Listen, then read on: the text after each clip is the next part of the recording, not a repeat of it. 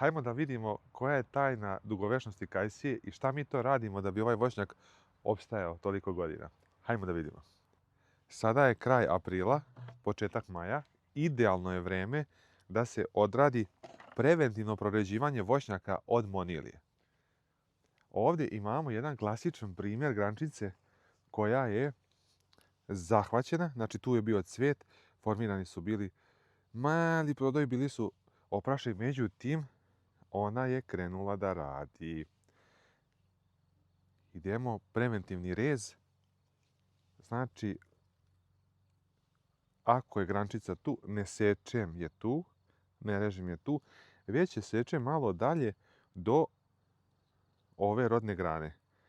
Pogledajte, kajsija se čisti, očistila se i krenula je sa prirastom. Ono što ne radim u ovom trenutku, kao kod breskve, recimo, mogao bih ove duple da skinem, ovako, ovdje ću skinuti. Peteljka je čvrsta, što je dobro, peteljka je jaka, znači mogla bi da iznese neke temperature koje su recimo i oko 0 i oko 1, 2, ne bi opao plod. Ovo se radi plevljenje, ploda se radi kod breskve. Kod kajsije nemam potrebe to da radim, zato što svaka ova kajsica koja ostane sitnija, ona ide u rakiju, za razliku od breskve. Tako da ne ide u konzum, ne mora da bude savršena, okrugla, kalibrirana, da bude na rafu. Znači, vraćamo se moniliji, rez do cap. To je to. Pogledajte. Grana još uvijek nije provukla, tek je krenula, zaraza je tu negdje u tom dijelu, spusta se niz grančicu, tu je, ona je bacila i smolu, pokušala je da se brani, daje nam signal, preduzmi nešto, neće biti dobro. Ja sam to preduzeo. Paf, kanta, sve ide u kantu, kanta mora biti prisutna. Svaka grančica koja vam je sumnjiva, koja vam se pokaže da može to da bude mraz, može, evo ova grana ovdje, na primjer, vidite. Ovo je isto početak monilije, isto kreće, može da se reže tu, može da se reže tu i ja ću je orezati skroz do kraja kako bih, evo je, kako bih spriječio, imat ću ove godine prirast, mogao sam da orežem i tu, da sačuvam od 2 kajcije, ne želim da rizikujem stablo zbog ova 2 ploda. Pogledajte kako se nejednako od momenta, znate, imali smo ovo proleće, onaj kišni period od 10 dana kiše i nemoguće je da ne pokaže posljedice, nemoguće je da ne bude,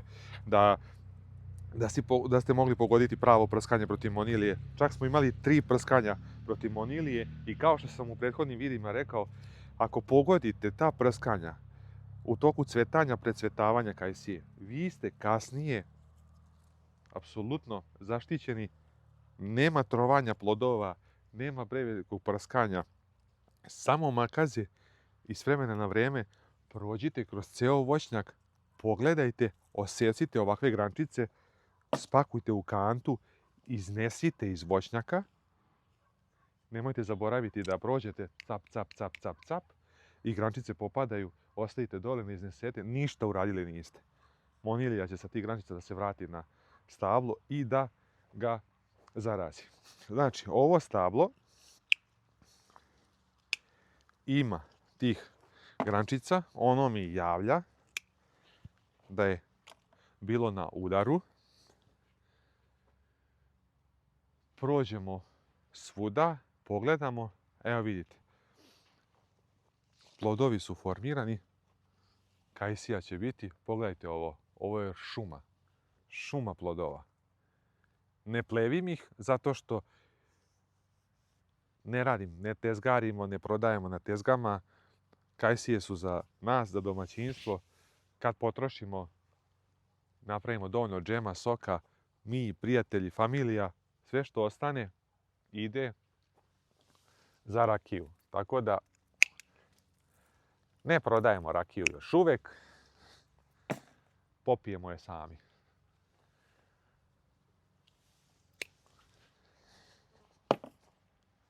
Znači, ceo voćnjak morate proći, provjeriti. Sada je idealan, evo ovdje imamo ovu granu. Znači ova grana je idealan primjer. Krenula je od gore, tu, krenula je od gore, polako provlači. Nije još stigla do ploda. Cap, osjećemo. Ništa nismo narušili lepotu biljke, ništa nismo loše uradili, ali jednostavno ovo je način kako da je spasemo i kako da... Uzeo sam stablo da vam pokažem na stablu koje najviše pokazuje da je dobilo, najviše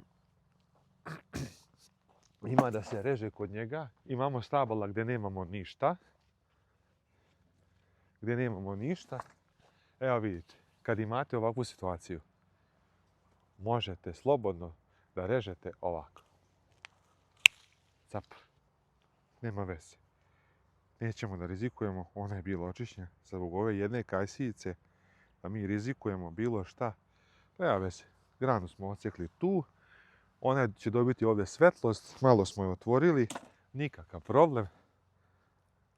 Ovo je ono što radim svake godine stalno i na taj način produžavam životni vek kajsijama. Na taj način ih spašavam da ne dođe do vađenja i motivišem sebe da se i dalje igram s njima.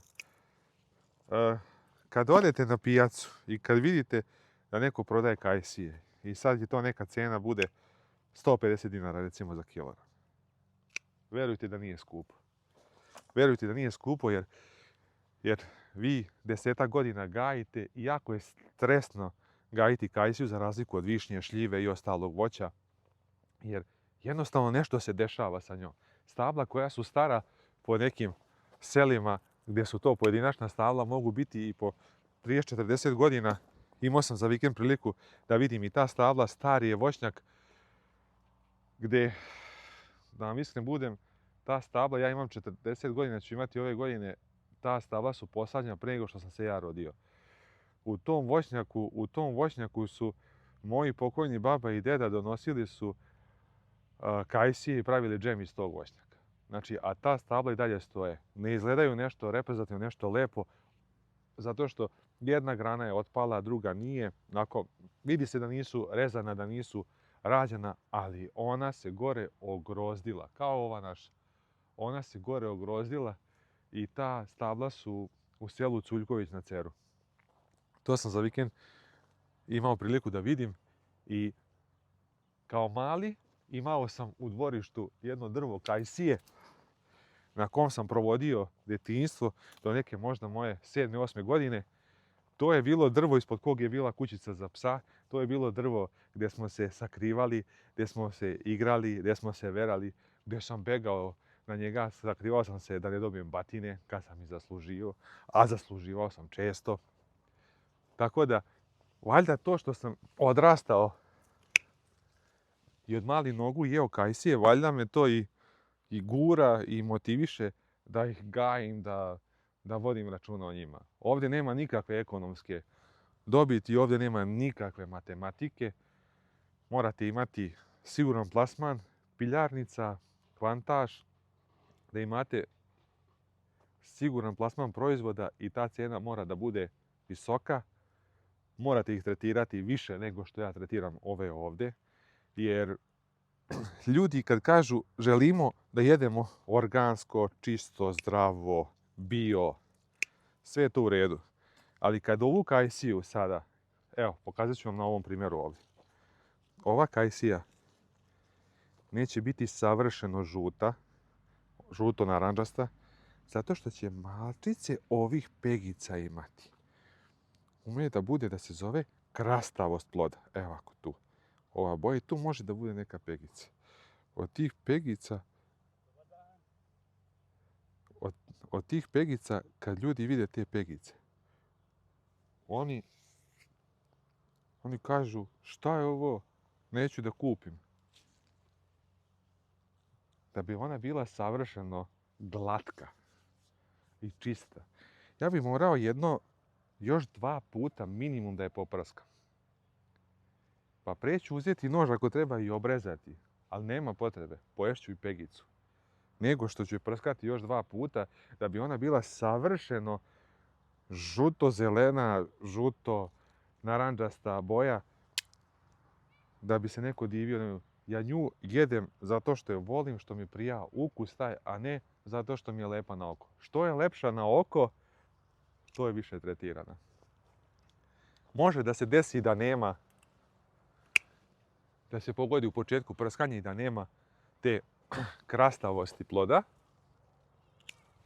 ali ako vidite da neko prodaje kajsije koje imaju po neku tufnicu, po neku tačkicu, kupite. Kupite takve kajsije, jer takve kajsije imaju prirodan onaj ukus. Sočne su, lepe su, nisu brašnjave, zrele su. Ne zrele na silu, ne tretiraju se previše, tako da znate da ste sigurni. Ja vas pozdravljam, odjavljujem se, idemo da završimo voćnjak.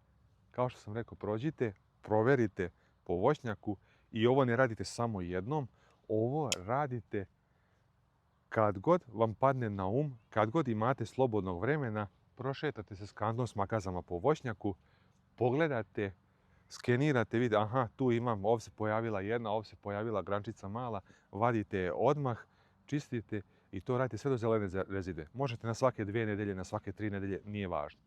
Makaze, kad završite sa voćnjakom, mi ne praktikujemo da osjećamo jednu grančicu, pa dezinfikujemo, pa treba mi nedelju dana da orežem. Ne, nego mi makaze sve orežemo, završimo i ono što ja radim, ne koristim alkohol, ne koristim ništa, već sa malim ručnim brenerom samo na plamen prođem i to je to.